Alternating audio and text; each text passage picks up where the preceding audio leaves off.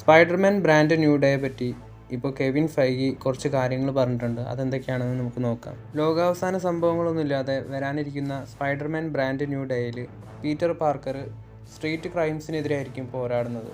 പീറ്ററിനെ അവൻ്റെ ജീവിതത്തിൽ എല്ലാവരും മറന്നു എന്നത് വളരെ ഇമോഷണൽ ആക്കുന്ന കാര്യമാണെങ്കിലും ഒരു റെസ്പോൺസിബിലിറ്റിയുള്ള സ്പൈഡർമാനായി അവൻ മാറുന്നത് നമ്മൾ ആദ്യമായി കാണാൻ പോകുന്നു.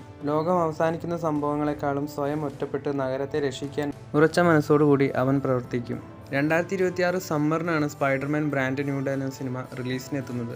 അവതാർ സിനിമയുടെ മൂന്നാം ഭാഗമായ അവതാർ ഫയർ ആൻഡ് ആഷൻ സിനിമയുടെ പുതിയ പോസ്റ്റർ വന്നിട്ടുണ്ട്. ഡിസംബർ 19 സിനിമ തിയേറ്ററുകളിലേക്ക് എത്തുന്നത്. അവതാർ സിനിമയുടെ ആദ്യ ഭാഗത്തിൻ്റെ അത്ര നല്ല റെസ്പോൺസ് ഒന്നും സിനിമയുടെ സെക്കൻഡ് പാർട്ടിന് കിട്ടിയിട്ടുണ്ടായിരുന്നില്ല. എന്തായാലും സിനിമയുടെ തേർഡ് പാർട്ട് ഗംഭീര സിനിമയായിട്ട് മാറട്ടെ എന്ന് തന്നെ പ്രതീക്ഷിക്കാം.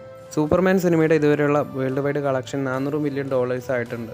പുതിയ സൂപ്പർമാൻ സിനിമ സൂപ്പർമാൻ റിട്ടേൺസ് എന്ന സിനിമയുടെ ബോക്സ് ഓഫീസ് കളക്ഷനാണ് തകർത്തിരിക്കുന്നത്. സൂപ്പർമാൻ റിട്ടേൺസ് എന്ന സിനിമയുടെ final world wide box office collection $391 million ആണ്. സൂപ്പർമാൻ സിനിമയുടെ BTS വീഡിയോ വന്നിട്ടുണ്ട്. അതൊന്ന് നമുക്ക് കണ്ടു നോക്കാം.